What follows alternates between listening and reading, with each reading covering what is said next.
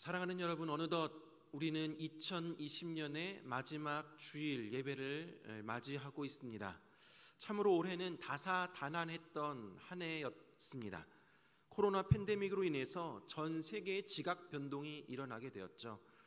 예상치 못한 상황들이 발생하였고 사회는 급격하게 변화를 이루어 갔습니다. 교회도 마찬가지였습니다. 어느 누가 주일에 이렇게 교회에 나오지 못하고 영상으로 예배를 드리리라 어느 누가 상상을 했겠습니까? 근데 오늘 우리는 이렇게 가정에서 온라인으로 비대면 예배를 드리고 있습니다. 수도권에 있는 제 지인이 이런 말을 하더군요. 교회 안 가고 오랫동안 온라인으로 예배 드리다 보니까 오히려 오프라인으로 교회 가서 예배 드리는 것이 더 어색할 지경이다라고 이야기를 합니다. 참으로 올해 정치, 경제, 사회, 문화 뿐만 아니라 신앙에 있어서도 많은 변화를 이루어갔던 한 해였습니다. 사랑하는 성도 여러분, 우리 영주 동북교회는 2020년을 시작하면서 느헤미야 10장 말씀을 나누면서 복음의 능력으로 새롭게 변화하라 라는 표를 가지고 이 한 해를 시작했습니다. 세계 상황은 코로나로 인하여서 변화를 이루어갔지만 우리는 복음의 능력으로 새롭게 변화하고자 힘써 왔습니다. 하나님 말씀을 기준으로 변화하고 하나님 중심의 삶으로 변화하고 신앙의 기본을 철저히 함으로 변화를 이루고자 하였습니다. 이제 한 해를 마무리하는 시점에서 여러분은 얼마나 신앙적으로 변화를 이루어 나아가셨는지 생각해 보시기 바랍니다. 코로나로 인해 예배와 또 각종 모임이 제대로 이루어지지 않는 상황 속에서 나는 얼마나 내 신앙을 유지해 왔는가, 하나님과의 관계는 얼마나 원만했었는가 각자 한번 돌아보시기 바랍니다. 여러분, 코로나로 인하여서는 새롭게 변화된 것들이 너무나도 많습니다. 근데 여러분, 막상 복음의 능력으로 새롭게 변화된 것들은 어느 정도 있는지 되돌아보면 아쉬움과 후회들이 많이 남을 것 같습니다. 또 자신의 연약한 믿음을 자책하는 분들도 계시고 또 신앙적으로 무기력하고 또 바닥을 치고 있는 분들도 있을 줄 압니다. 그러나 여러분, 너무 낙심하지 마십시오. 우리는 다시 일어나 개혁을 일으켜 가면 됩니다. 다시금 복음의 능력으로 새롭게 변화해 가면 됩니다. 오늘 본문인 느헤미야 13장에서 느헤미야는 이스라엘에게 또다시 개혁을 일으키고 있습니다. 아니, 앞선 느헤미야 10장에서 이스라엘 백성들이 하나님 중심의 삶을 살겠노라고, 하나님 말씀을 기준으로 변화되겠노라고, 신앙의 기본을 철저히 함으로 그렇게 변화되겠노라고 다짐하며 약속했던 그러한 이스라엘 백성들, 그러한 상황 가운데 있었는데 도대체 무슨 일이 벌어졌던 것일까요?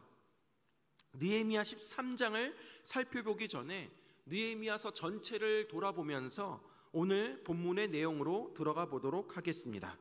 자, 이스라엘은 바벨론의 포로 생활을 70년간 하게 됩니다. 그리고 그 포로 생활을 마친 후에 세 차례에 걸쳐서 이제 이스라엘로, 예루살렘으로 귀환하게 되었습니다. 첫 번째로 이스라엘 백성들을 포로 귀환했던 지도자가 스룹바벨입니다. 스룹바벨은 그런 포로들을 함께 예루살렘에 도착하여서 성전을 재건합니다. 두 번째는 에스라의 지도하에 이스라엘 백성들이 귀환을 하게 됩니다. 에스라는 이스라엘 백성들과 함께 영적인 부흥을 일으켜 갑니다. 그리고 세 번째, 포로들을 이끌고 이스라엘로 왔던 사람이 바로 느헤미야입니다. 느헤미야는 바사 제국의 술 맡은 관원입니다. 왕의 최측근이었죠. 인간적으로 편안하고 안락한 삶을 살고 있었습니다. 그런데 어느 날 자기 동족 중에 몇 사람들이 와서 예루살렘에서 있던 그런 일들을 전해주게 됩니다. 2차 포로 귀환까지 이루어진 상황 속에서 이스라엘 백성들이 잘 살고 있었다라는 그런 소식을 들었으면 좋았을 텐데 그들이 전해준 소식은 이스라엘 백성들이 그 땅에서 큰 환난을 당하고 능욕을 받으며 예루살렘 성은 허물어지고 성문이 불탔다라는 소식을 듣게 됩니다. 이 소식을 들은 느헤미야는 마음이 찢어지게 되죠. 그래서 느헤미야서 1장 4절 말씀에 보면 이렇게 나와 있습니다. 내가 이 말을 듣고 앉아서 울고 수일 동안 슬퍼하며 하늘의 하나님 앞에 금식하며 기도하여 라고 나와 있죠. 느헤미야는 그 소식을 듣고 수일 동안 슬퍼하며 금식하고 기도하였다라고 합니다. 그냥 감정적으로 울컥하고 안타까워하는 것으로 끝난 것이 아니라 이 문제를 가지고 하나님 앞에 나아가 기도합니다. 단순히 느끼는 것만으로 하나님의 역사가 일어나지는 않습니다. 기도해야 하나님의 역사가 일어나게 되는 것입니다. 우리의 삶 가운데 하나님의 선한 손의 도우심, 하나님의 일하심을 기대하신다면 모든 것을 반드시 기도하며 또 기도로 연결해 나아가야 하는 것입니다. 기도하며 때를 기다렸던 느헤미야에게 기회가 오게 됩니다. 그리고 느헤미야는 담대하게 그 왕에게 찾아가서 예루살렘으로 갈 것을 허락받게 됩니다. 느헤미야서 2장 5절에서 8절 말씀 보면요, 왕에게 아뢰되 왕이 만일 좋게 여기시고 종이 왕의 목전에서 은혜를 얻었사오면 나를 유다 땅 나의 조상들의 묘실이 있는 성읍으로 보내어 그 성을 건축하게 하옵소서 하였는데, 내가 또 왕에게 아뢰되 왕이 만일 좋게 여기시거든 강서쪽 총독들에게 내리는 조서를 내게 주사 그들이 나를 용납하여 유다에 들어가기까지 통과하게 하시고, 또 왕의 삼림 감독 아삽에게 조서를 내리사 그가 성전에 속한 영문의 문과 성곽과 내가 들어갈 집을 위하여 들보로 쓸 제목을 내게 주옵소서 하매 내 하나님의 선한 손이 나를 도우심으로 왕이 허락하고 라고 나와 있습니다. 느헤미야는 왕의 허락을 받아냅니다. 단지 가는 길만 허락해 준 것이 아니라 통행증과 건축에 필요한 목재 등을 이스라엘 가서 필요한 모든 조치들을 다 취해 주었습니다. 성경은 이것을 하나님의 선한 손이 느헤미야의 삶을 인도하셨다라고 합니다. 에스라에게서도 또 느헤미야에게서도 포로 귀환하는 과정 가운데 공통적으로 나오는 표현이 바로 이 하나님의 선한 손의 도우심입니다. 하나님의 인도하심을 받는 사람들의 삶은 하나님의 선한 손의 도우심이 반드시 함께하는 삶입니다. 그렇게 느헤미야는 세 번째로 이스라엘 백성들을 예루살렘으로 귀환하게 합니다. 그리고 그는 아닥사스다 왕 20년에서 32년까지 12년 동안 유다의 총독 역할을 하게 됩니다. 그는 선지자나 제사장이 아닌 평신도의 신분으로 하나님의 일을 감당하였습니다. 느헤미야는 이스라엘의 그 성벽에 무너진 것을 재건합니다. 그는 자신에게 주신 하나님의 사명이 무엇인지 분명하게 알고 그것을 위해 준비하며 헌신했습니다. 많은 반대 세력들이 있었지만 믿음과 기도로 싸워 이겨서 결국 52일 만에 예루살렘 성벽을 회복해 내었습니다. 그리고 성벽의 회복에 그치지 아니하고 유다 안에 영적인 부흥을 일으켜 가게 됩니다. 이스라엘 백성들은 에스라가 하나님의 말씀을 선포할 때 금식하고 회개하며 다시 하나님 말씀을 듣기를 갈망하였고 다시 하나님의 계명을 어기지 않겠다라고 굳게 서약하며 서명까지 합니다. 그것이 바로 느헤미야 10장에서 우리가 새해를 시작하며 살펴봤던 하나님 말씀을 기준으로 변화되고 하나님 중심의 삶으로 변화되고 신앙의 기본을 철저히 함으로 변화되겠다라고 다짐하며 서약했던 내용들이 바로 느헤미야 10장까지의 말씀입니다. 그렇게 느헤미야는 12년 동안 유다 통독으로 일한 뒤에 바사 제국으로 돌아갑니다. 그리고 몇 년 후에 다시 돌아오게 되는데 그때 일어난 일을 기록하고 있는 것이 바로 오늘 본문인 느헤미야서 13장입니다. 그런데 느헤미야가 예루살렘에 돌아와서 목격한 모습이 무엇입니까? 백성들의 무너진 신앙이었습니다. 자신이 12년 동안 유다 총독으로 일하면서 예루살렘 안에 영적인 부흥을 일으키게 하였는데 몇 년 후에 다시 돌아와 보니까 부흥의 모습은 흔적조차 살펴볼 수가 없고 오히려 이스라엘 백성들이 영적으로 완전히 무너져버린, 타락해버린 삶을 보았던 것입니다. 느헤미야가 무엇보다도 놀랐던 것은 오늘 본문 13장 4절에서 9절 말씀에 보니까 성전 안에 이방 사람 도비야를 위한 방이, 그것도 아주 큰 방이 각종 화려한 기구들과 함께 갖추어졌다라는 사실입니다. 7절 말씀에 보니까 예루살렘에 이르러서야 엘리야십이 도비야를 위하여 하나님의 전뜰에 방을 만든 악한 일을 안지라. 율법은 하나님을 믿지 않는 이방 사람들은 성전 출입을 엄격히 제한하였습니다. 금지했습니다. 그런데 출입하는 정도가 아니라 버젓이 자기 자신만을 위한 특별한 방을 하나님의 성전 안에 가지고 있었다라는 것입니다. 여러분, 도비야가 누구입니까? 암몬족 족장으로 예루살렘 백성들의 대적의 우두머리였던 그 산발랏의 교활한 참모입니다. 갖은 수단과 방법으로 예루살렘 성벽 재건을 할 때 그렇게 막았고 방해했던 인물이 바로 이 도비야입니다.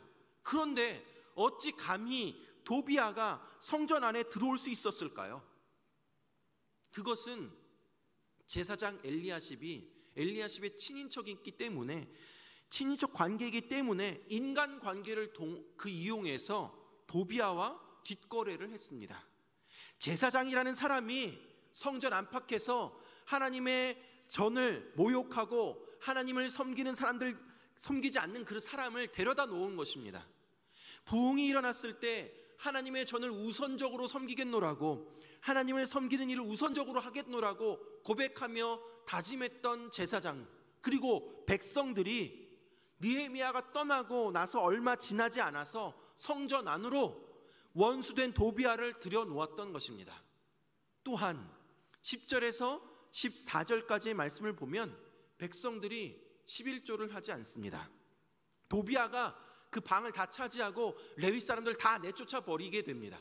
여러분, 10절 말씀에 보니까 내가 또 알아본즉 레위 사람들이 받을 목을 주지 아니하였으므로 그 직무를 행하는 레위 사람들과 노래하는 자들이 각각 자기 밭으로 도망하였기로.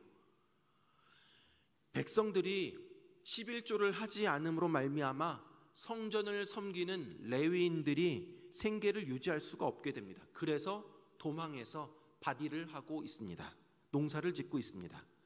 하나님의 전을 섬기는 사람들이 나가서 농사일하는 심각한 사태가 벌어지게 되었습니다. 또 15절에서 22절까지 말씀을 보면 안식일에 장사하는 사람들이 나타나게 됩니다. 15절 말씀에 보니까 그때에 내가 본즉 유다에서 어떤 사람이 안식일에 술틀을 밟고 곡식단을 나귀에 실어 운반하며 포도주와 포도와 무화과와 여러 가지 짐을 지고 안식일에 예루살렘에 들어와서 음식물을 팔기로 그날에 내가 경계하였고 라고 나와 있습니다. 여러분, 안식일은 이스라엘 백성들의 정체성을 나타내는 날입니다. 부흥이 일어났을 때 안식일을 거룩하게 여기겠노라고, 안식일을 소중히 여기겠다고 언약한 백성들이 느헤미야가 떠나고 난 후에 안식일을 지키지 아니하고 그 안식일에 장사를 하게 됩니다. 백성들은 영적인 것보다도 인간적인 것과 또 사회적인 목적으로 만나서 교제하고 하나님 보시기에 악한 일을 행하였던 것입니다. 그리고 23절부터 마지막 절까지는 이방 사람들과 결혼하는 백성들도 나타나게 됩니다. 23절에서 24절 말씀에 보니까 그때에 또 내가 본즉 유다 사람이 아스돗과 암몬과 모압 여인을 맞아 아내로 삼았는데 그들의 자녀가 아스돗 방언을 절반쯤은 하여도 유다 방언은 못하니 그 하는 말이 각 족속의 방언이므로 라고 나와 있습니다. 여러분, 신앙이 같은 사람과 결혼하겠다, 이방 사람들과는 결혼하지 않겠다 언약했던 백성들이 하물며 지금 제사장까지도 이방 사람들과 결혼해서는 자식들 낳고 그 자식들이 모국어를 하지 못하는 지경에까지 이르게 되었습니다. 신앙의 근본이라고 할 수 있는 안식일도 11조도 하나님의 전을 거룩히 여기는 일도 이방 사람들과 결혼하지 않는 문제까지 모든 것이 다 무너진 모습입니다. 총체적인 난국입니다. 이 상황을 보고 느헤미야가 어떤 반응을 합니까? 아니, 어떻게 그렇게 짧은 시간 안에 이전으로 돌아가 버릴 수 있단 말입니까? 역시 이 민족은 안 됩니다. 역시 이 민족은 가능성이 없구나. 내가 12년 동안 무릎 꿇고 기도하며 목숨 걸고 그렇게 개혁을 일으켰는데, 부흥시켜 놓았는데 얼마 지나지 않았는데 이렇게 다 무너져 버렸단 말인가. 이 민족은 정말 소망이 없구나. 그렇게 말하지 않았습니다. 여러분, 느헤미야는 다시 도전하고 다시 개혁하기 시작했습니다. 1절 말씀에 보면 모세의 책을 낭독하여 백성에게 들렸는데 라고 합니다. 느헤미야가 다시 예루살렘에 돌아와서 제일 먼저 한 일은 백성들에게 하나님의 말씀을 다시 들려주는 것이었습니다. 그리고 나서 느헤미야는 개혁을 일으켜 나아가게 됩니다. 잘못된 것들을 하나씩 바로 잡아 나아갑니다. 8절에서 9절 말씀에 보면 내가 심히 근심하여 도비아의 세간을 그 방 밖으로 다 내어 던지고 명령하여 그 방을 정결하게 하고 하나님의 전에 그릇과 소재물과 유향을 다시 그리로 들여 놓았느니라. 도비아가 차지했던 그 방, 도비아뿐만 아니라 그 방의 모든 것들을 다 쫓아내고 다시금 성전을 정결하게 하였습니다. 11절 12절 말씀에 보면 내가 모든 민장들을 꾸짖어 이르기를 하나님의 전이 어찌하여 버림바 되었느냐 하고 곧 레위 사람들을 불러 모아 다시 제자리로 세웠더니 이에 온 유다가 곡식과 새 포도주와 기름에 11조를 가져다가 곳간에 드림으로 레위 사람들을 다시 불러들여서 성전을 섬기게 합니다. 그들이 다시 복직하고 성전을 섬기게 되니까 그때서야 유다 사람들이 다시 11조를 하기 시작합니다. 19절 말씀에 보니까 안식일 전 예루살렘 성문이 어두워 갈 때에 내가 성문을 닫고 안식일이 지나기 전에는 열지 말라 하고 나를 따르는 종자 몇을 성문마다 세워 안식일에는 아무 짐도 들어오지 못하게 하였으므로, 자, 성전 문을 걸어 잠그고 장사꾼들이 성전 안으로 들어오지 못하게 합니다. 그들이 다시는 물건을 팔러 오지 못하도록 조치를 취하게 되고 무너진 안식일을 다시 회복합니다. 뿐만 아니라 이방인들을 분리시키고 이방인과 결혼을 금지시키고 그러므로 말미암아 인간관계와 사교 범위도 다시 깨끗하게 정리합니다. 여러분, 참 답답하지 않습니까? 느헤미야의 개혁 이야기를 보면 반복되는 그런 구조가 있습니다. 하나님은 이스라엘에게 큰 은혜를 베풀어 주시는데 이스라엘 백성들은 계속해서 순종하지 아니하고 거역하며 자꾸 하나님으로부터 멀어지려 합니다. 하나님은 그런 이스라엘을 버리시지 아니하고 포기하지 않으시고 끝까지 붙잡아 주시고 돌아오도록 인도하십니다. 그렇게 돌아온 이스라엘 백성들에게는 그 이전의 일들을 돌아보지 아니하시고 다 용서해 주십니다. 그런데 이스라엘 백성들은 또 얼마 못 가서 죄를 짓고 다시 하나님 곁을 떠나는 이야기입니다. 이러한 것들이 이스라엘에 계속해서 반복되는 역사의 순환입니다. 그런데 여러분, 우리의 삶을 돌아보면 우리 역시 이스라엘의 반복되는 역사를 답습하고 있지는 않습니까? 우리도 하나님의 은혜에 감사합니다. 그런데 어느 순간 우리는 하나님의 은혜를 너무나도 당연한 것처럼 여기고 감사하지 않게도 됩니다. 하나님만 바라봐야 하는 우리의 시선이 자꾸 세상으로 다른 곳으로 눈을 돌리게 되어버립니다. 그것에 더 많은 관심을 갖고 애착하고 더 많이 사랑을 하게 됩니다. 여러분, 그러다가 또다시 내 삶 가운데 우리 주변 가운데 어떠한 환난이나 문제가 다가오게 되면 바짝 긴장하게 되고 다시금 주님을 붙잡고 다시금 하나님과의 관계가 회복되어지게 되죠. 그러다가 그 문제가 해결되고 등 따시고 배부르게 되면 다시금 하나님 곁을 점점점 멀리 떠나버리는 것이 바로 우리의 모습입니다. 그러나 여러분, 이렇게 인간은 변하지만 하나님은 변하지 않습니다.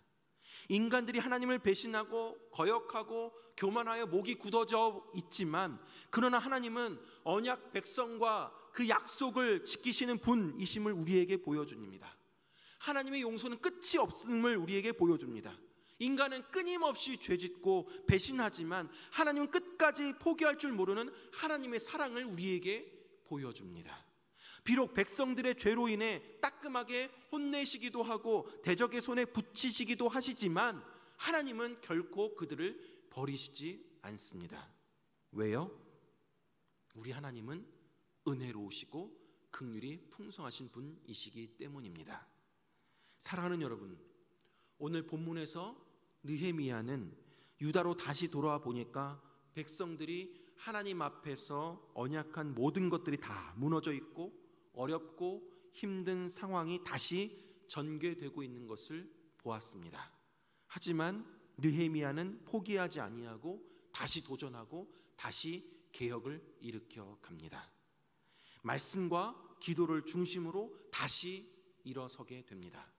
사랑하는 여러분, 느헤미야가 단행했던 이 개혁은 오늘을 사는 우리에게도 시사하는 바가 참으로 큽니다. 에스라도 느헤미야도 모두 말씀과 기도로 개혁을 진행했습니다. 그들의 개혁은 항상 말씀 중심, 기도 중심이었습니다. 그들에게 말씀은 개혁의 기준과 목표가 되었고, 기도는 개혁할 수 있는 힘과 용기를 하나님에게 얻는 도구였습니다. 개혁은 이 에스라와 느헤미야와 같이 말씀과 기도의 두 기둥을 붙잡고 굳건히 서 있는 사람들을 통해 이루어지게 되는 것입니다. 말씀을 기준으로 하고 기도의 힘에 의지하는 개혁, 그것은 오늘 세상 한가운데 살아가는 저와 여러분들이 추구해야 할 개혁이기도 합니다. 사랑하는 여러분, 이것이 오늘 저와 여러분이 도전받아야 할 모습입니다. 혹시 여러분, 지난 한 해 코로나로 인하여서 신앙적으로 나태해지고 무너져 버리지는 않았습니까? 하나님보다 코로나를 더 무서워하진 않았습니까? 내 삶의 어느 순간부터 주일이 주일 같게 여겨지지 않는 그런 상황이 있지 않습니까? 계속해서 온라인 예배로 드리다 보니까, 교회에 나오지 않다 보니까, 주중 모임이 없다 보니까 교회에서 신앙생활하는 것이 힘들어지고, 그러다 보니까 어느새 안식일이 주일 지내는 것이 다른 날 지낸 것과 똑같이 여겨지지는 않느냐라는 것입니다.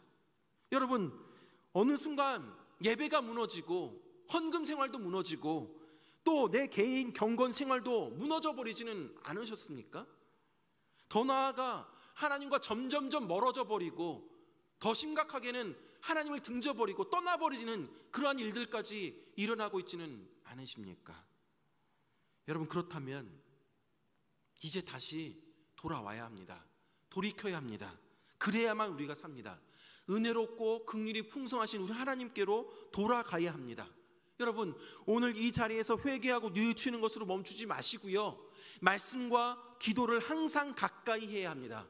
일주일에 한 번 그저 예배 때만 성경 본문 읽는 것으로 만족하는 것이 아니라 날마다 하나님의 말씀을 가까이 함으로, 하나님 말씀 묵상함으로 나아가야 합니다. 내가 필요할 때만 그냥 간절하게 하나님 붙잡고 기도하는 것이 아니라 매일의 삶 가운데 살아 숨쉬는 순간순간마다 기도함으로 하나님 앞에 나아가야 하는 것입니다. 여러분, 기도함으로, 말씀과 기도로 우리가 하나님의 선한 손의 도우심이 우리 안에 임할 수 있도록 그렇게 우리는 나아가야 한다라는 것입니다.